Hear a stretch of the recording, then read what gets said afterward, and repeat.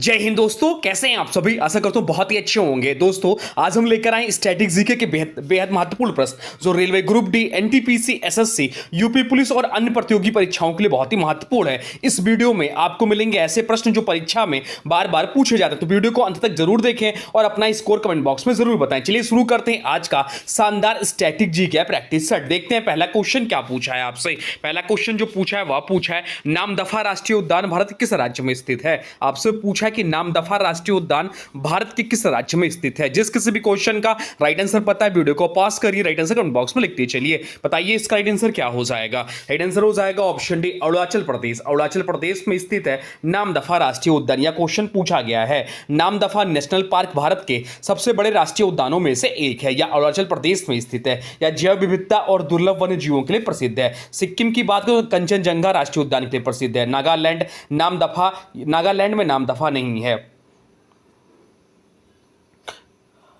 यहां बाघ, हिम तेंदुआ और लाल पांडा पाए जाते हैं। यह पूर्वी हिमालय जैव विविधता क्षेत्र में आता है। चलते हैं अगले प्रश्न को देखते हैं। अगला प्रश्न क्या पूछा है आपसे। अगला प्रश्न पूछा ओपेक का मुख्यालय कहां स्थित है। आपसे पूछा कि ओपेक का मुख्यालय कहां स्थित है। बताइए राइट आंसर क्या हो जाएगा। तो राइट आंसर जो इस प्रश्न का हो जाएगा वो हो जाएगा ऑप्शन बी, वियना ऑस्ट्रिया में स्थित है। ऑप्शन बी इस प्रश्न का राइट आंसर हो जाएगा। ओपेक का मुख्यालय वियना ऑस्ट्रिया में स्थित है। ओपेक की स्थापना कब हुई थी। तो ओपेक की स्थापना जो हुई थी 1960 में हुई थी। यह संगठन तेल उत्पादन नीतियों का समन्वय करता है। ओपेक के संस्थापक देश हैं ईरान, कुवैत, सऊदी अरब और वेनेजुला। इसका उद्देश्य तेल बाजार में स्थिरता बनाए रखना है। चलते हैं अगले प्रश्न को देखते हैं। अगला प्रश्न क्या पूछा है आपसे। अगला प्रश्न पूछा अनुच्छेद 324 का संबंध किससे है। आपसे पूछा कि अनुच्छेद 324 का संबंध किससे है। बताइए राइट आंसर क्या हो जाएगा। राइट आंसर कमेंट बॉक्स में लिख दीजिए। तो राइट आंसर जो हो जाएगा वो हो जाएगा ऑप्शन ए, निर्वाचन आयोग। निर्वाचन आयोग इस प्रश्न का राइट आंसर हो जाएगा। ऑप्शन ए इस प्रश्न का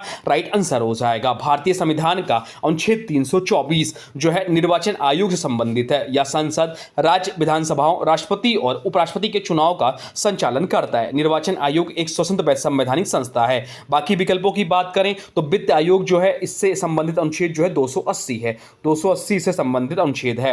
राजभाषा की बात करें तो अनुच्छेद 343 इससे संबंधित है। और लोक सेवा आयोग अनुच्छेद 315 इससे संबंधित है। भारत के पहले मुख्य निर्वाचन आयुक्त कौन थे। तो भारत के पहले मुख्य निर्वाचन आयुक्त जो थे सुकुमार सेन थे। निर्वाचन आयोग की स्थापना कब हुई थी। तो 25 जनवरी 1950 को निर्वाचन आयोग की स्थापना हुई थी। इसलिए 25 जनवरी को राष्ट्रीय मतदाता दिवस के रूप में मनाते हैं। चलते हैं अगले प्रश्न की ओर, देखते हैं अगला प्रश्न क्या पूछा है आपसे। अगला प्रश्न पूछा नाबार्ड की स्थापना किस समिति की सिफारिश पर की गई थी। आपसे पूछा है कि नाबार्ड की स्थापना किस समिति की सिफारिश पर की गई थी। बताइए राइट आंसर क्या हो जाएगा। राइट आंसर कमेंट बॉक्स में लिख दीजिए। तो राइट आंसर जो हो जाएगा वो हो जाएगा ऑप्शन ए, शिव रमन समिति की सिफारिश पर। ऑप्शन ए इस प्रश्न का राइट आंसर हो जाएगा। नाबार्ड की स्थापना शिव रमन समिति की सिफारिश पर हुई थी। नाबार्ड की स्थापना कब हुई थी। नाबार्ड की स्थापना जो हुई थी 12 जुलाई 1982 में हुई थी।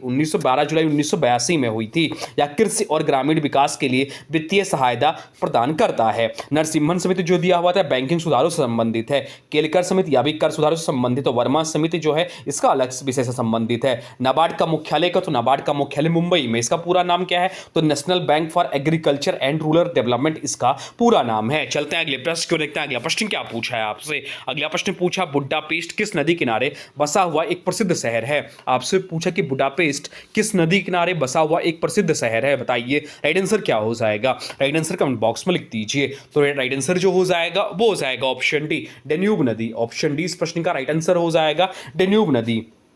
बुडापेस्ट हंगरी की राजधानी है। बुडापेस्ट जो है हंगरी की राजधानी है, डेन्यूब नदी किनारे स्थित है। डेन्यूब यूरोप की प्रमुख नदियों में से एक है। बाकी विकल्पों की बात करें तो नील नदी जो है अफ्रीका में स्थित है। सीन नदी पेरिस में होकर बहती है और राइन नदी जर्मनी और यूरोप के अन्य देशों में बहती है। डेन्यूब नदी यूरोप की दूसरी सबसे लंबी नदी है। बुडापेस्ट को पूर्व का पेरिस भी कहा जाता है। चलते हैं अगले प्रश्न की ओर, देखते हैं अगला प्रश्न क्या पूछा है आपसे। अगला प्रश्न पूछा है जीरो आवर यानी कि शून्यकाल भारतीय संसदीय प्रणाली में कब शुरू किया गया था। आपसे पूछा कि जीरो आवर यानी कि शून्यकाल भारतीय संसदीय प्रणाली में कब शुरू किया गया था। बताइए राइट आंसर क्या हो जाएगा। राइट आंसर हो जाएगा ऑप्शन बी 1962 इस प्रश्न का राइट आंसर हो जाएगा। जीरो आवर भारतीय संसद की एक अनौपचारिक प्रक्रिया है। इसकी शुरुआत 1962 में हुई थी। यह प्रश्नकाल समाप्त होने के तुरंत बाद शुरू होता है।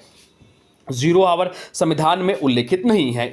इसमें सांसद तत्काल सार्वजनिक मुद्दे उठाते हैं। चलते हैं अगले प्रश्न को देखते हैं। अगला प्रश्न क्या पूछा है आपसे। अगला प्रश्न जो पूछा है वह पूछा है सत्यमेव जयते शब्द किस उपनिषद से लिया गया है। आपसे पूछा है कि सत्यमेव जयते शब्द किस उपनिषद से लिया गया है, बताइए राइट आंसर क्या हो जाएगा। राइट आंसर कमेंट बॉक्स में लिख दीजिए, बताइए क्या होगा। या क्वेश्चन बहुत ज्यादा पूछता है, इसका राइट आंसर आप लोग को आना चाहिए, लिख दीजिए कमेंट बॉक्स में। राइट आंसर हो जाएगा ऑप्शन डी, मुंडकोपनिषद इस प्रश्न का राइट आंसर हो जाएगा। सत्यमेव जयते का अर्थ है सत्य की ही विजय होती है, या मुंडकोपनिषद से लिया गया है। इसे भारत के राष्ट्रीय प्रतीक के नीचे अंकित किया गया है। बाकी विकल्पों की बात करें तो कठोपनिषद नक्षिता कथा के लिए प्रसिद्ध है, यह भी ध्यान रखिएगा। भारत का राष्ट्रीय प्रतीक सारनाथ के अशोक स्तंभ से लिया गया। सत्यमेव जयते 26 जनवरी 1950 को अपनाया गया। चलते हैं अगले प्रश्न को देखते हैं। अगला प्रश्न क्या पूछा है आपसे। अगला प्रश्न पूछा सतरिया किस राज्य का शास्त्रीय नृत्य है जिसे वर्ष 2000 में यह दर्जा मिला। आपसे पूछा कि सतरिया किस राज्य का शास्त्रीय नृत्य है जिसे वर्ष 2000 में यह दर्जा मिला, बताइए राइट आंसर क्या हो जाएगा। राइट आंसर कमेंट बॉक्स में लिख दीजिए, बताइए क्या होगा। इंपॉर्टेंट प्रश्न है आपके आने वाले एग्जाम के लिए। राइट आंसर हो जाएगा ऑप्शन बी, असम इस प्रश्न का राइट आंसर हो जाएगा। सत्रिया नृत्य असम का शास्त्रीय नृत्य है। इसे वर्ष 2000 में भारतीय शास्त्रीय नृत्य का दर्जा प्राप्त हुआ। इसकी शुरुआत संत श्रीमंत शंकरदेव ने की थी। सत्रिया मुख्यतः वैष्णव मठों में प्रस्तुत किया जाता है। भारत में कुल 8 प्रमुख शास्त्रीय नृत्य है, यह भी ध्यान रखिएगा। चलते हैं अगले प्रश्न की ओर देखते हैं। अगला प्रश्न क्या पूछा है आपसे। अगला प्रश्न जो पूछा है वह पूछा है विश्व के किस महाद्वीप में एक भी ज्वालामुखी नहीं पाया जाता है। आपसे पूछा कि विश्व के किस महाद्वीप में एक भी ज्वालामुखी नहीं पाया जाता है, बताइए राइट आंसर क्या हो जाएगा। राइट आंसर कमेंट बॉक्स में लिख दीजिए। तो राइट आंसर जो हो जाएगा वो हो जाएगा ऑप्शन सी, ऑस्ट्रेलिया। ऑस्ट्रेलिया इस प्रश्न का राइट आंसर हो जाएगा ऑप्शन सी, ऑस्ट्रेलिया। ऑस्ट्रेलिया एकमात्र महाद्वीप है जहां सक्रिय ज्वालामुखी नहीं पाई जाते। अधिकांश ज्वालामुखी प्लेट सीमाओं के निकट स्थित होती हैं। प्रशांत महासागर का रिंग्स ऑफ फायर ज्वालामुखियों के लिए प्रसिद्ध है। विश्व का सबसे ऊंचा सक्रिय ज्वालामुखी ओजोस डेल सालाडो है। ज्वालामुखी पृथ्वी की आंतरिक गतिविधियों से बनते हैं। बात यह हो रही है महाद्वीपों की, तो सबसे बड़ा महाद्वीप कौन सा है, तो एशिया महाद्वीप है। और सबसे छोटा महाद्वीप जो है ऑस्ट्रेलिया महाद्वीप है, यह भी ध्यान रखिएगा, जो कि स्वयं में एक देश भी है। अब चलते हैं अगले प्रश्न को देखते हैं। अगला प्रश्न क्या पूछा है आपसे। अगला प्रश्न पूछा हडसन नदी किनारे कौन सा प्रसिद्ध शहर बसा हुआ है। आपसे पूछा है कि हडसन नदी किनारे कौन सा प्रसिद्ध शहर बसा हुआ है, बताइए राइट आंसर क्या हो जाएगा। राइट आंसर कमेंट बॉक्स में लिख दीजिए। तो राइट आंसर जो हो जाएगा वो हो जाएगा ऑप्शन सी, न्यूयॉर्क। न्यूयॉर्क इस प्रश्न का राइट आंसर हो जाएगा। न्यूयॉर्क सिटी हडसन नदी किनारे स्थित है। यह यूनाइटेड स्टेट्स का प्रमुख महानगर है। न्यूयॉर्क को बिग एप्पल के नाम से जाना जाता है। किस नाम से, तो न्यूयॉर्क को बिग एप्पल के नाम से जाना जाता है। बाकी विकल्पों की बात करें तो लंदन जो है थेम्स नदी किनारे बसा हुआ है, पेरिस जो है सीन नदी किनारे बसा हुआ है, और बर्लिन जो है स्प्रिंग नदी किनारे बसा हुआ है। संयुक्त राष्ट्र का मुख्यालय न्यूयॉर्क में स्थित है। स्टैच्यू ऑफ लिबर्टी न्यूयॉर्क में ही है। अब चलते हैं अगले प्रश्न की ओर, देखते हैं अगला प्रश्न क्या पूछा है आपसे। अगला प्रश्न पूछा भारतीय संविधान में राज्य के नीति निर्देशक तत्व डीपीएसपी किस देश के संविधान से लिए गए हैं। आपसे पूछा है कि भारतीय संविधान में राज्य के नीति निर्देशक तत्व डीपीएसपी किस देश के संविधान से लिए गए हैं, बताइए राइट आंसर क्या हो जाएगा। तो राइट आंसर जो हो जाएगा वो हो जाएगा ऑप्शन बी, आयरलैंड। आयरलैंड इस प्रश्न का राइट आंसर हो जाएगा। Directive principles of state policy DPSP Ireland के संविधान से लिए गए हैं, या भारतीय संविधान के भाग 4 में वर्णित है। इसका उद्देश्य कल्याणकारी राज्य की स्थापना करना है। बाकी विकल्पों की बात करें तो दक्षिण अफ्रीका संविधान संशोधन प्रक्रिया से संबंधित प्रभाव है। जर्मनी आपातकालीन प्रावधानों से संबंधित प्रभाव, और कनाडा संघीय व्यवस्था से संबंधित प्रभाव। डीपीएसपी जो अनुच्छेद 36 से 51, डीपीएसपी जो संबंधित है वो अनुच्छेद 36 से 51 तक संबंधित है। वह न्यायालय में बाध्यकारी नहीं होते। अब चलते हैं अगले प्रश्न की ओर, देखते हैं अगला प्रश्न क्या पूछा है आपसे। अगला प्रश्न पूछा मालगुडी डेज प्रसिद्ध पुस्तक के लेखक कौन है। आपसे पूछा है कि मालगुडी डेज प्रसिद्ध पुस्तक के लेखक कौन है, बताइए राइट आंसर क्या हो जाएगा। तो राइट आंसर जो हो जाएगा वो हो जाएगा option A, R K. Narayan. R K. Narayan इस प्रश्न का राइट आंसर हो जाएगा। ऑप्शन ए इस प्रश्न का राइट आंसर हो जाएगा। मालगुडी डेज के लेखक आर.के. नारायण हैं। यह कहानियों का प्रसिद्ध संग्रह है। मालगुडी एक काल्पनिक नगर है।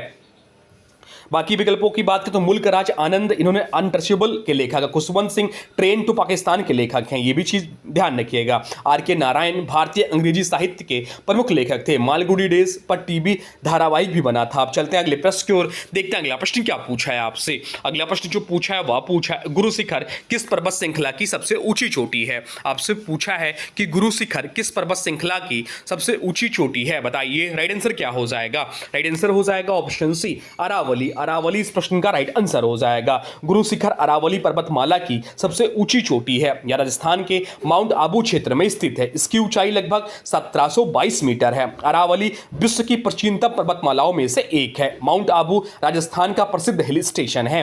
अब चलते हैं अगले प्रश्न की ओर, देखते हैं अगला प्रश्न क्या पूछा है आपसे। अगला प्रश्न जो पूछा है वह पूछा तमाशा किस राज्य की सबसे प्रसिद्ध लोक रंगमंच शैली है। आपसे पूछा कि तमाशा किस राज्य की सबसे प्रसिद्ध लोक रंगमंच शैली है, बताइए राइट आंसर क्या हो जाएगा। तो राइट आंसर जो हो जाएगा वो हो जाएगा ऑप्शन बी, महाराष्ट्र इस प्रश्न का राइट आंसर हो जाएगा। तमाशा महाराष्ट्र की प्रसिद्ध लोक नाट्य शैली है। इसमें संगीत, नृत्य और अभिनय का मिश्रण होता है। यह ग्रामीण क्षेत्रों में अत्यंत लोकप्रिय है। उत्तर प्रदेश में क्या है, तो उत्तर प्रदेश में नौटंकी प्रसिद्ध है। राजस्थान में घूमर एवं ख्याल प्रसिद्ध है। गुजरात में भवाई प्रसिद्ध लोक नाट्य शैली है। महाराष्ट्र का लोक नृत्य क्या है, तो लावड़ी है। तमाशा में महाराष्ट्र का लोक नृत्य जो एक और फेमस है वह लावड़ी है। तमाशा में ढोलकी का विशेष महत्व होता है। अब चलते हैं अगले प्रश्न की ओर, देखते हैं अगला प्रश्न क्या पूछा है आपसे। अगला प्रश्न पूछा पीलीभीत टाइगर रिजर्व भारत के किस राज्य में स्थित है। आपसे पूछा है कि पीलीभीत टाइगर रिजर्व भारत के किस राज्य में स्थित है, बताइए राइट आंसर क्या हो जाएगा। तो राइट आंसर जो हो जाएगा वो हो जाएगा ऑप्शन डी, उत्तर प्रदेश। उत्तर प्रदेश इस प्रश्न का राइट आंसर हो जाएगा। पीलीभीत टाइगर रिजर्व उत्तर प्रदेश में स्थित है। यह तराई क्षेत्र का महत्वपूर्ण टाइगर रिजर्व है। यह बंगाल टाइगर की यहाँ बंगाल टाइगर की अच्छी संख्या पाई जाती है। टाइगर की बात हो रही तो प्रोजेक्ट टाइगर की शुरुआत कब हुई थी। प्रोजेक्ट टाइगर की शुरुआत 1973 में हुई। भारत विश्व में सबसे अधिक बाघों वाला देश है। बात हो रही उत्तर प्रदेश की तो इसकी राजधानी लखनऊ है। मुख्यमंत्री योगी आदित्यनाथ हैं। राज्यपाल आनंदीबेन पटेल हैं। अब चलते हैं अगले प्रश्न को, देखते हैं अगला प्रश्न क्या पूछा है आपसे। अगला प्रश्न जो पूछा है वह पूछा इबादत खाना की बैठकें अकबर ने कहां आयोजित करवाई थी। आपसे पूछा है कि इबादत खाना की बैठकें अकबर ने कहां आयोजित करवाई थी, बताइए राइट आंसर क्या हो जाएगा। तो राइट आंसर जो हो जाएगा वो हो जाएगा आपका ऑप्शन बी। ऑप्शन बी इस प्रश्न का राइट आंसर हो जाएगा, फतेहपुर सीकरी। फतेहपुर सीकरी इस प्रश्न का राइट आंसर हो जाएगा। इबादत खाना की स्थापना अकबर ने 1575 में की थी। या विभिन्न धर्मों के विद्वानों के बीच धार्मिक चर्चाएं होती हैं यहाँ। इसका उद्देश्य धार्मिक सहिष्णुता को बढ़ावा देना था। अकबर ने दीन ए इलाही की शुरुआत की थी। फतेहपुर सीकरी को यूनेस्को वर्ल्ड हेरिटेज साइट का दर्जा प्राप्त है। अब चलते हैं अगले प्रश्न की ओर, देखते हैं अगला प्रश्न क्या पूछा है आपसे। अगला प्रश्न पूछा विटामिन B12 में कौन सी धातु मौजूद होती है। आपसे पूछा है कि विटामिन B12 में कौन सी धातु मौजूद होती है, बताइए राइट आंसर क्या हो जाएगा। राइट आंसर कमेंट बॉक्स में लिख दीजिए। तो राइट आंसर जो हो जाएगा वो हो जाएगा ऑप्शन सी, कोबाल्ट। कोबाल्ट इस प्रश्न का राइट आंसर हो जाएगा। विटामिन B12 में कोबाल्ट धातु पाई जाती है। इसे कोबालामिन भी कहा जाता है। या लाल कणिकाओं यानी कि आरबीसी के निर्माण में सहायक होता है। लोहा जो हीमोग्लोबिन में पाया जाता है। मैग्नीशियम क्लोरोफिल में पाया जाता है। जस्ता एंजाइम क्रियाओं में सहायक तत्व है। ये विकल्प भी ध्यान रखिएगा। विटामिन B12 की कमी से एनीमिया हो सकता है। या जल में घुलनशील विटामिन है। अब चलते हैं अगले प्रश्न की ओर, देखते हैं अगला प्रश्न क्या पूछा है आपसे। अगला प्रश्न जो पूछा है वह पूछा है स्वराज्य मेरा जन्मसिद्ध अधिकार है और इसे मैं लेकर रहूंगा। यह नारा तिलक ने किस अधिवेशन में दिया था। आपसे पूछा है कि स्वराज्य मेरा जन्मसिद्ध अधिकार है और मैं इसे लेकर रहूंगा। यह नारा तिलक ने किस अधिवेशन में दिया था, बताइए राइट आंसर क्या हो जाएगा। राइट आंसर हो जाएगा ऑप्शन सी, लखनऊ अधिवेशन 1916। मोस्ट इंपॉर्टेंट प्रश्न है। लखनऊ अधिवेशन 1916 में दिया था। यह प्रसिद्ध नारा बाल गंगाधर तिलक ने दिया था। तिलक को लोकमान्य के नाम से भी जाना जाता है। ये वह उग्रवादी आंदोलन के प्रमुख नेता थे। तिलक ने केसरी और मराठा समाचार पत्रों की पत्र शुरू किया था, यह भी ध्यान रखिएगा। अब चलते हैं अगले प्रश्न की ओर, देखते हैं अगला प्रश्न क्या पूछा है आपसे। अगला प्रश्न पूछा इंद्रावती और प्राणहिता किस नदी की महत्वपूर्ण सहायक नदियां हैं। आपसे पूछा है कि इंद्रावती और प्राणहिता किस नदी की महत्वपूर्ण सहायक नदियां हैं, बताइए राइट आंसर क्या हो जाएगा। राइट आंसर हो जाएगा ऑप्शन बी, गोदावरी इस प्रश्न का राइट आंसर हो जाएगा। इंद्रावती और प्राणहिता गोदावरी नदी की प्रमुख सहायक नदियां हैं। गोदावरी को दक्षिण गंगा भी कहा जाता है। यह भारत की दूसरी सबसे लंबी नदी है। गोदावरी का उद्गम त्र्यंबकेश्वर महाराष्ट्र से है, बंगाल की खाड़ी में गिरती है। अब चलते हैं अगले प्रश्न की, जो कि आज का अंतिम प्रश्न है। आपसे पूछा है कि अकबरनामा के तीसरे खंड को किस नाम से जाना जाता है। आपसे पूछा है कि अकबरनामा के तीसरे खंड को किस नाम से जाना जाता है, बताइए राइट आंसर क्या हो जाएगा। राइट आंसर कमेंट बॉक्स में लिख दीजिए। तो राइट आंसर जो हो जाएगा वो हो जाएगा ऑप्शन सी, आईने अकबरी बोलते हैं। ऑप्शन सी इस प्रश्न का राइट आंसर हो जाएगा। अकबरनामा के तीसरे भाग का आईने अकबरी कहा जाता है। इसके लेखक अबुल फजल थे। इसमें अकबर के प्रशासन, सेना और अर्थव्यवस्था का विस्तृत वर्णन मिलता है। अबुल फजल अकबर के नवरत्नों में शामिल हैं, ये भी चीज ध्यान रखिएगा। तो ये थे आपके टॉप क्वेश्चन आपकी स्ट्रेटेजी के लिए बहुत ज़्यादा महत्वपूर्ण थे प्रश्न। ये ऐसे प्रश्न थे जो एग्जाम के लिए बहुत ज़्यादा महत्वपूर्ण, इनको रट लीजिए, एक भी क्वेश्चन आपके गलत होने को ना होने को पाए। और बताइए आपके 20 में से कितने क्वेश्चन सही हैं। आपके कम से कम 15 प्लस सही होनी चाहिए, तो आपकी तैयारी अच्छी है। ईमानदारी से बताइए आपके कितने क्वेश्चन सही हैं। अब आज के वीडियो से क्वेश्चन है, इसका राइट आंसर आप लोगों को कमेंट बॉक्स में बताना है। आज के वीडियो से प्रश्न है कि भारतीय संविधान में राज्य के नीति निर्देशक तत्व किस देश के संविधान से लिया गया है। आपसे पूछा कि भारतीय संविधान में राज्य के नीति निर्देशक तत्व डीपीएसपी किस देश के संविधान से लिए गए हैं। इसका जो भी राइट आंसर होगा कमेंट बॉक्स में जरूर बताइएगा। तो दोस्तों ये थे आज के महत्वपूर्ण स्ट्रैटेजी के क्वेश्चन। अगर वीडियो पसंद आया हो तो लाइक करें, शेयर करें और चैनल सब्सक्राइब जरूर करें, ताकि ऐसे ही महत्वपूर्ण प्रश्न आपको रोज मिलते रहें। मिलते हैं एक नए वीडियो में, तब तक के लिए थैंक्स फॉर वॉचिंग।